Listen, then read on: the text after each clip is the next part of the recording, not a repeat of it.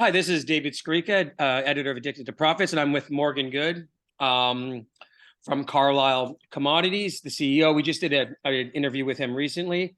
So within a few weeks, they've had some really good news, some excellent drill results. So let's make this short, sweet, and to the point. So why don't you tell us about these results and what they mean, and then what that means going forward for your drilling program? Great. Yeah, thanks, Dave. So we finished our first 2,000-meter phase one drill program, which was 3 holes, two quite deep holes in particular, really to test how deep this, we're just under 1 million ounces of a 43-101 inferred resource right now, and that's all from surface. It's never really been drilled below about 400 to 500 meters. So this pit constrained resource, this sort of a semicircle from surface, we wanted to test it at depth. We wanted to show right off the bat, by drilling a large 1,000-meter hole, that we could show continuity and consistency of grade from surface below the 300-400-meter threshold and beyond, and to see what we could really come up with. So I'll illustrate this right away for you by showing your followers right here. Let me just increase the size of this. You see that okay?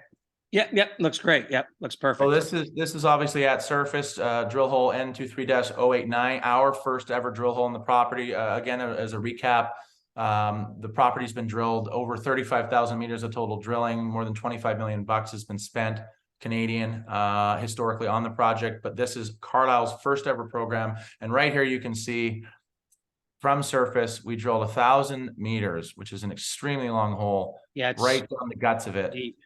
And right here, you can see the theoretical pit constraint, this sort of V-shaped semicircle, 2022 resource pit.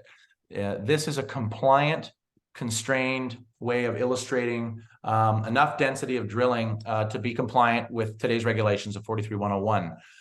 So most of the drilling appears within this pit, but as you can see, there's many intercepts historically that are outside of the pit. So we believe there's a lot of low-hanging fruit, a lot of opportunity to expand the resource out here to the west, to the southwest, and at depth. And that was really the thesis behind this really long hole. So we pulled in 689 meters of 0.51 grams per ton gold. That's an incredibly long intercept.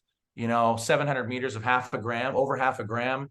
From surface. And so this is huge. Right off the bat, you can see that we sort of proved our due diligence here. The historical results were consistent with the previous resource estimate from 13 years ago. And then right down here to the 707 meter mark was mineralized, consistent with the average grade of this entire deposit. So this is right off the bat. We've proven our thesis. This is much deeper, much larger. We can really expand upon this down here with some further deep drilling. And I want to highlight this 30-meter section right here, which is also below the previously drilled inferred resource. Right in here, 30 meters of 1.6 grams per ton, 1.24 grams per ton gold right in here. And so that's a really unique highlight.